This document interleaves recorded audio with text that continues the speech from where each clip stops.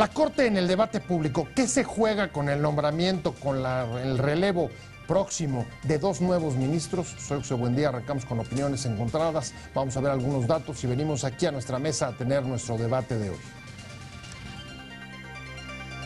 La sustitución de dos ministros en la Suprema Corte es centro de controversia pública como nunca había sucedido en una designación, así incluso antes de que el presidente envíe las ternas con propuestas para ocupar los cargos. Un grupo de ciudadanos y académicos empuja una campaña para exigir al Ejecutivo que la propuesta no se deba al reparto de cuotas entre los partidos y que tampoco trate de impulsar a algún amigo o cercano suyo, como se señaló del último nombramiento de Eduardo Medina Mora, ex embajador en Washington.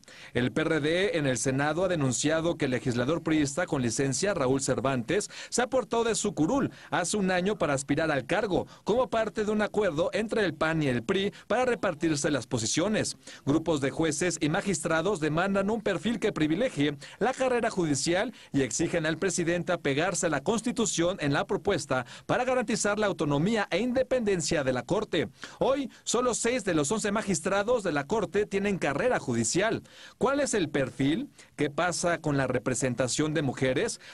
Posiciones. Número 1. El coordinador del PRD en el Senado, Miguel Barbosa, pidió a la Corte que se pronuncie sobre el perfil y requisitos de elegibilidad.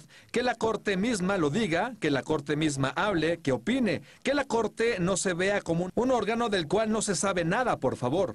La Corte es una institución, es el órgano máximo de uno de los 3 poderes de la Unión. No es el poder sometido, es un poder que revisa la constitucionalidad de los actos, de autoridades de los otros 2 poderes, agregó. Número 2. El presidente de la Suprema Corte de Justicia de la Nación, Juan Silva Mesa, se pregunta, ¿por qué se prefiere uno de carrera? Por la orientación constitucional. Ese fue mi tema cuando por única vez me preguntó un presidente, que fue Felipe Calderón, que cómo veía yo la sucesión. El que sea de carrera es bueno, presidente, le contesté, señala. Número 3. Venimos a pedir al presidente que respete la autonomía de la Corte. Es una situación como la que atraviesa México. Lo que menos necesitamos es una justicia imparcial, dijo Catalina Pérez Correa del CIDE. Arrancamos con opiniones encontradas. ¿Qué se está jugando en la Suprema Corte de Justicia con el próximo nombramiento de dos nuevos ministros? Me da mucho gusto que para entrar a este debate, y esa es la pregunta con la que vamos a arrancar, estén aquí conmigo el exdiputado perredista Fernando Belauzarán, aspirante a la dirección y además activista en la campaña una corte sin cuotas ni cuates. Y está también José Luis Vargas. José Luis, un placer, abogado, articulista de Excelsior, hola, Pepe. de la casa y amigo de este programa. Muchas gracias. Y al ratito vamos a conectar también con Alejandro Madrazo, constitucionalista también, de los que ha impulsado esta iniciativa. Claro. Pero empecemos con esta, a ver qué se está jugando la Corte, Fernando. Mira, yo creo que si una institución es fundamental ahorita es la Suprema Corte. Nuestra institucionalidad se ha ido degradando y si tenemos una expectativa para que este sistema pueda reformarse, modificarse, consolidarse, tiene que ser a partir de que tengamos un poder judicial consolidado, fuerte. Necesitamos que el juez sea imparcial, que nos dé garantías a todos, que no tenga los dados cargados, que no sea cooptado. Entonces la autonomía de la Corte es fundamental y la verdad es que hay que cuidar su credibilidad. El Medina Morazo, que por cierto este movimiento comienza con esto. Ahí con que va a estar con Alejandro Madrazo, Catalina Pérez Correa, Jorge Javier Romero. Ellos desde Aguascalientes, y algunos fuimos sus cómplices en esto de no hagan ministro a Medina. Y entendemos ahora el gran movimiento que está por guardar la independencia y la presión para que Peña Nieto en sus ternas no ponga opciones partidistas. Era un secreto a voces. Cervantes, que un año antes había pedido licencia exactamente para encuadrarse en las posibilidades. En mi opinión, no tiene ninguna posibilidad, más bien no es elegible, porque sigue siendo senador. Tú no dejas de ser senador, no puedes... Aunque tenga licencia. Es irrenunciable, pero además sería obsceno, perdón que lo diga.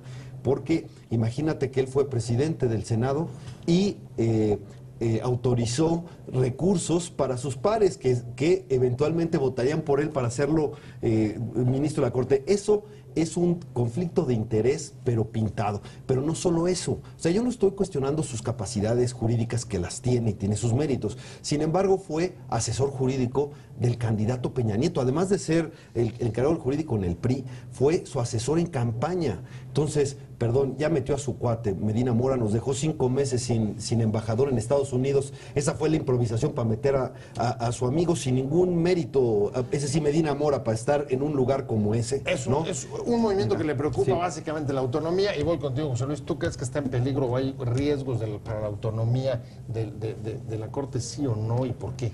Mira, a ver, yo creo que hay que ser muy cuidadoso en torno a ceñirnos a qué nos gusta a cada quien, porque si ese es el criterio, me parece que nunca vamos a llegar a un punto. Más bien creo que es cuáles son los requisitos que están establecidos en la Constitución para poder ejercer el cargo.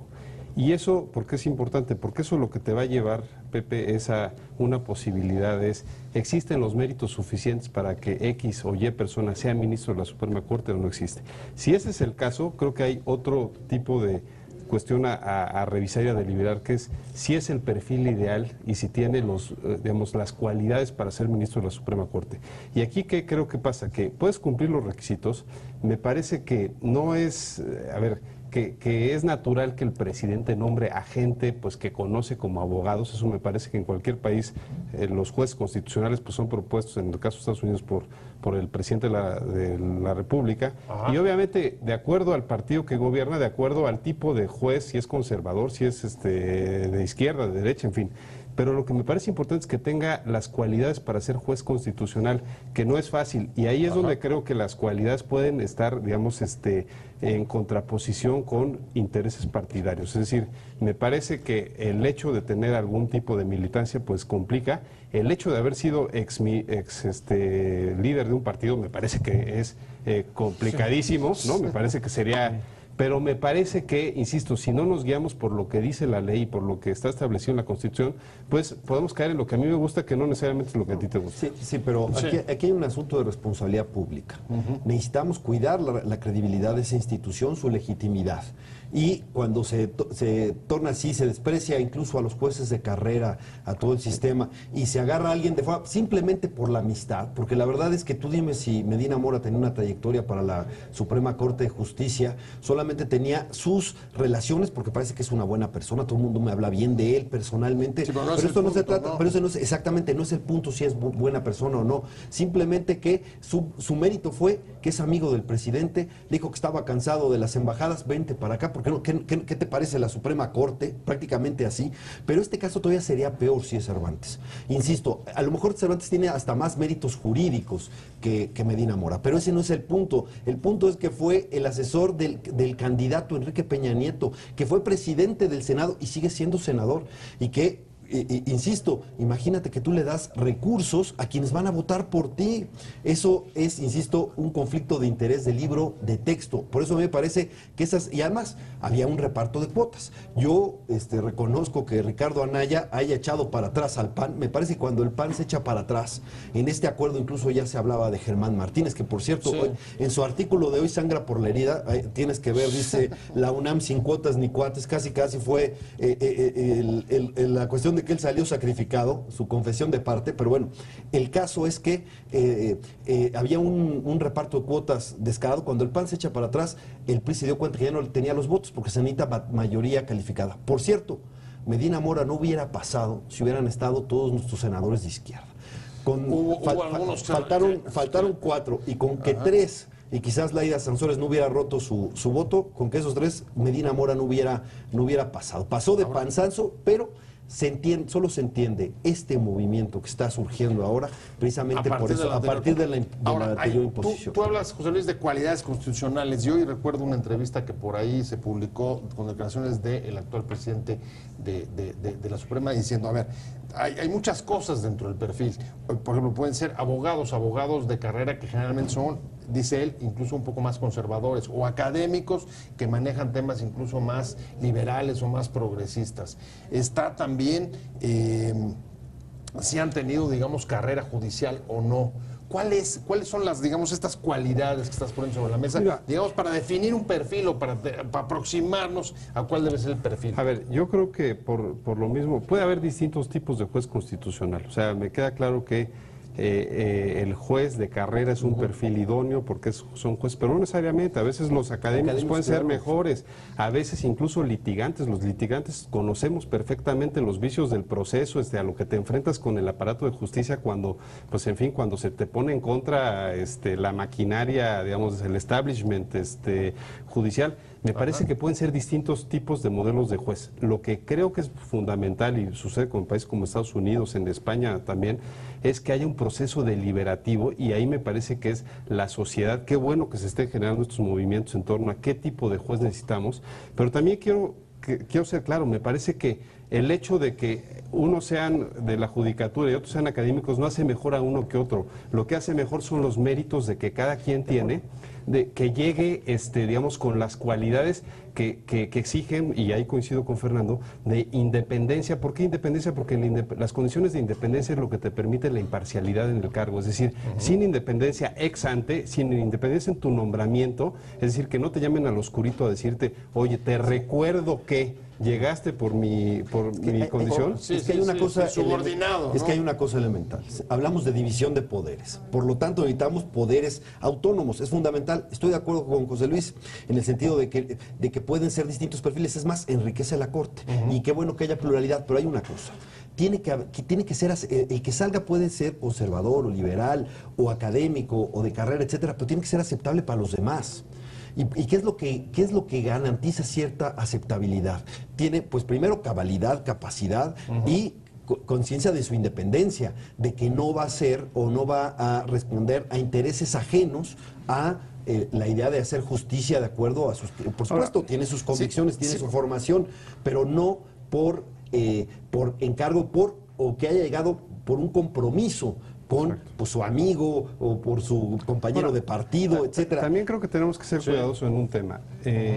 A veces jugamos a pensar que la gente nace pensando en que algún día le va a llegar la oportunidad, y que antes de ese momento eran como angelitos en el aire y que no estaban para no tenían amistades, no tenían, químicamente puros. Exacto, y llegan a la posición, entonces, y la verdad es que eso primero es idílico, es imposible de poder concretar, pero lo que sí necesitamos es ver que hay, y por eso digo, los procesos deliberativos, por ejemplo, en los Estados Unidos, de las organizaciones de derechos humanos, de los colegios de abogados, las barras de abogados que participan en la discusión pública para que el Senado y los senadores tengan obligación de escuchar ese tipo de opinión, es fundamental. ¿Por qué? Porque no puedes tener a alguien que sea totalmente antiaborto, por ejemplo, o alguien que sea en contra de los derechos de la mujer y que llegue a ser juez. ¿Por qué? Porque lo que te toca lidiar todos los días son temas delicadísimos de los derechos fundamentales. Bueno, ese es otro riesgo. Por supuesto que lo que sí es,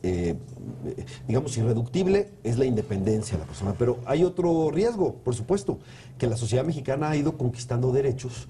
Eso ha molestado a ciertos sectores conservadores que han sido o han demostrado tener una influencia decisiva en este gobierno.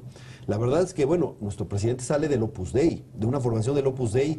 Es conocido su participación también como promotor de las 18 legislaciones antiaborto en el país, y claro que una preocupación de que estos sectores conservadores, muy molestos, por ejemplo, con lo de matrimonio igualitario, quisieran echar para atrás ciertos reconocimientos de derechos, es decir, quisieran una corte no garantista, cuando hemos tenido avances garantistas. Ese es un riesgo, claro. Eso lo decidirá el Senado. Esos, los que cumplen los requisitos, no los podemos vetar, digamos, pues, etcétera, pero sí sería bueno que se cumpla el equilibrio, porque no vaya a ser que salgan liberales y otro que vaya a meter conservadores que rompan el equilibrio, que me parece que es un equilibrio que ha ganado legitimidad. Oigan, y dentro del propio equilibrio hay otro factor que está también pesando, porque no es parte del reclamo dentro de este escrutinio público que tú señalabas y que de alguna manera se está dando, y es la participación de mujeres, pero va a tener que hacer la paridad. Vega en la Suprema Corte con el nombramiento próximo de 2 ministros. En los próximos días el presidente Peña Nieto tendrá que enviar las 2 ternas para que los senadores de ahí elijan y voten y salga los 2 nuevos ministros. Estamos hablando con Fernando Belauzarán, que ha sido un activista impulsor porque no se define ni por cuotas ni por cuates este nombramiento, y con José Luis Vargas, abogado y además articulista de Excelsior. Y en efecto, un tema que preocupa para, digamos, incluso consolidación democrática es la división de poderes, y el Poder Judicial, digamos, que está expuesto a ser nombrado por los otros, de alguna manera, viene en la terna del Ejecutivo, y quien lo vota son los propios partidos o sus representantes, sus legisladores en el Senado, y eso los coloca en una situación difícil, pero a pesar de eso, José Luis, yo no sé si tú recuerdas que haya habido un movimiento tan fuerte como ahora de jueces, magistrados, pidiendo que se respete el perfil. ¿Qué está pasando? Tú que eres además abogado litigante. Lo hubo además, como decía Fernando, con el tema de Medina Mora, pero hay que recordar... Pero fue también un movimiento de abogados, hay que recordar, de magistrados, pidiendo al presidente que... Sí, ¿no? Pero hay que recordar, el mal precedente no solo es Medina Mora, es anterior, es Gutiérrez Ortiz...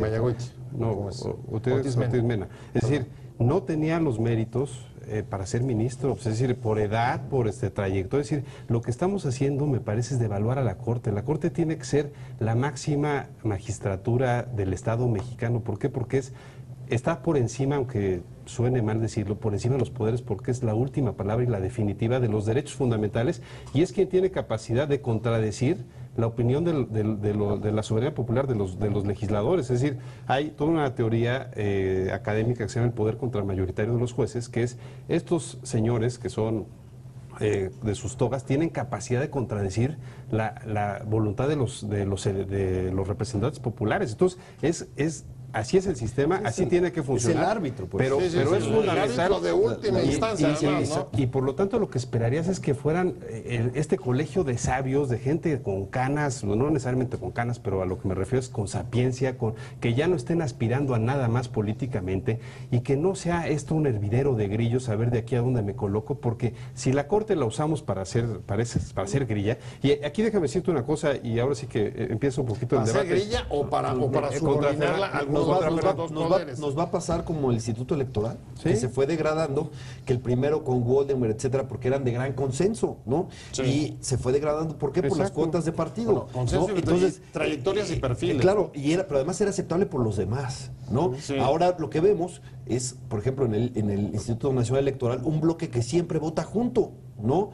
Que es granítico, que prácticamente tiene una disciplina de partido ahí, ¿no? Es decir, hemos degradado, ¿por qué? Por las cuotas de partido. ¿Qué pasa con eso?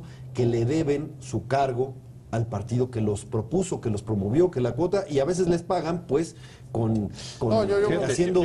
Yo creo que no hay duda sobre el mal que nos ha hecho las cuotas para la integración de casi todos los órganos de decisión. Ahora, de lo que desprendo de tus preguntas, y en efecto el PAN ha lanzado mensajes de que estaría, en caso de que haya habido un acuerdo, echándose para atrás. La pregunta ahora sería si ustedes consideran que con lo que ha habido hasta ahora es suficiente el escrutinio público, y estoy siguiendo las ideas de José Luis, para lograr, digamos, ese consenso amplio y que además se refleja en la mayor aceptación dentro del propio pleno de la Suprema Corte. ¿Tú qué crees o qué falta?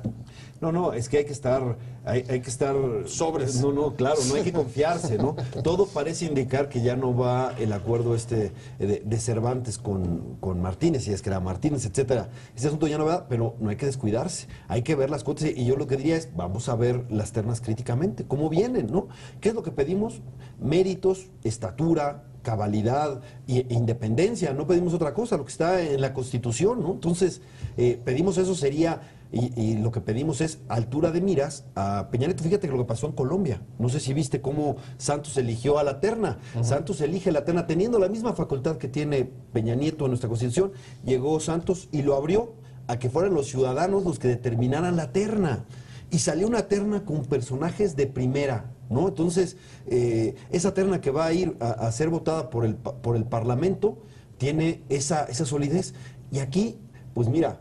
no creo que Peña Nieto lo abra, ¿no? Como Santos a la decisión pública, pero tendrá una gran responsabilidad para esas ternas que pongan, que no vaya a ser de relleno, porque la otra, que me perdonen, pero nada más que los que vimos cómo fue el proceso, vimos que prácticamente eran los acompañantes. Eso no puede suceder ahora. ¿Lo llevarías a ese nivel de apertura del escrutinio o hasta dónde lo llevarías el escrutinio? Yo creo que el escrutinio se tiene que dar por un tema de madurez de la sociedad, porque finalmente es eso, o sea, no está en la Constitución previsto como una obligación, pero creo que se tiene que dar, se tiene que permitir ese espacio, y me parece que eso tiene que un poco presionar y obligar al presidente de la República, como hoy apareció un tuit donde dice pues, de qué tanto se preocupan, que me parece la verdad poco respetuoso con la ciudadanía, pero me parece que tiene que ser ese mensaje de decir no se va a permitir cualquiera, porque no es una posición más del gabinete, eso es fundamental entenderlo. Y yo quería entrar en debate con Fernando diciendo, quería decir que me parecía justo eso, que no entendía cómo los partidos políticos le han apostado a la suma de parcialidades en los órganos colegiados, pero pues él mismo se ha dicho que él está en contra de esa posición. En el caso del Instituto Electoral. Claro, y de todos los otros órganos. Y de la Corte, IFT, de otros, claro. O sea, pero ¿por qué? Porque creo que además es una mala apuesta, Pepe y Fernando. ¿Por qué razón? Sí. Porque apostarle a que alguien te va a responder es algo, en ese tipo de posiciones, es imposible. Es apostar a mediatizar y por tanto apostar también a la mediocridad. No, por supuesto. No, por supuesto. Y además son instituciones fundamentales. Lo que pasa es que parece que en México nadie quiere jugar sin cartas marcadas. Todo el mundo quiere sacar ventaja de alguna manera y por eso necesita un árbitro de su lado, y hay esos jaloneos en donde lo que pesa muchas veces es la correlación de fuerzas y no alguien imparcial. ¿Por qué no nos jugamos a la imparcialidad todos? Eso me parece que sería fundamental para la cultura democrática en este país, para la cultura de la legalidad. Juguemos, apostemos a la imparcialidad en los órganos autónomos. Autonomía. Podemos ganar o podemos perder, pero sabemos que ganamos o perdimos derecho. Y eso, si es para todos, eso nos... Autonomía, independencia y equidad de género también, sí o no, o esa no es una variable importante desde tu Déjame punto de decir vista. dos cosas. Una, en torno a la independencia. La independencia creo que se tiene que garantizar ex ante. Desde antes de que tú seas nombrado, tienes que tener condiciones de independencia para poder ejercer la posición. Es decir, no estar subordinado a algún poder o algún interés y partidista. ex post, cuando se critica por qué las pensiones de los ministros, yo soy proactivo, o sea, partidario de las pensiones de los ministros. ¿Por qué? Porque se tienen que retirar sin ningún tipo de presión, coacción, para poder, el último momento antes de resolver, es decir, tiene que estar, el Estado tiene que responder a esa independencia e imparcialidad, pero ellos la tienen que garantizar. Segunda, me parece que hoy tenemos dos relevos fundamentales. Uno, que es una mujer propuesta en su momento por el Ejecutivo Federal. Creo que se tendría que respetar que sea una mujer por un mínimo.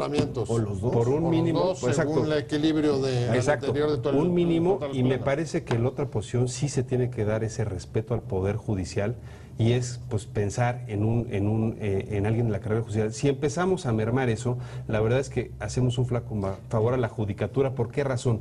¿Por qué? Porque estamos mandando un mensaje que no importa esa carrera de méritos, de independencia, de imparcialidad para poder llegar al máximo nivel. Ya hoy el presidente de la Corte decía que no estaba cumpliendo con ese principio constitucional porque de 6 de los 11 son nada más de carrera.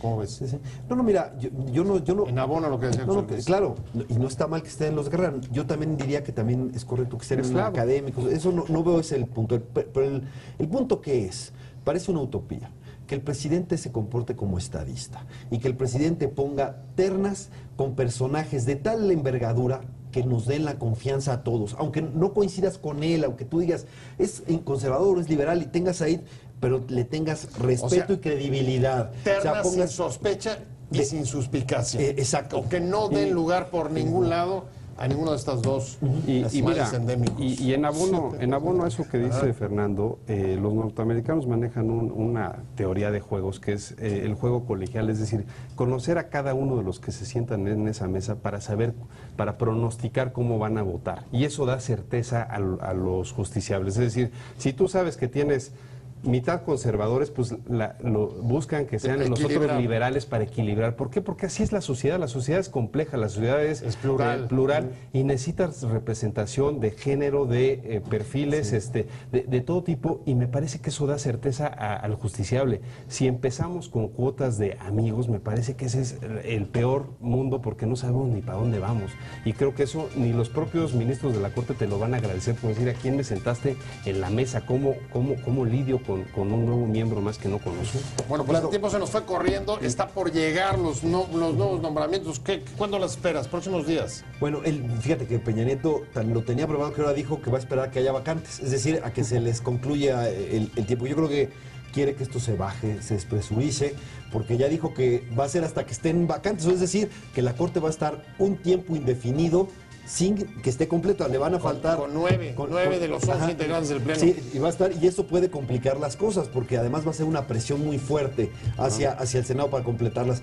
Lo cual me hace pensar que no las tenía preparadas, que efectivamente la erupción social le movió, le movió el piso. Me tengo que ir. Muchas gracias a los dos. Gracias, Fernando Belauzarán, activista con este asunto de la Corte. Y muchas gracias, José Luis Vargas. Pero sobre todo, gracias a usted por haber estado con nosotros en Opiniones Encontradas. Nos vemos, nos escuchamos aquí próximo viernes 7:30. Se escribe la información y mientras tanto, páselo muy bien.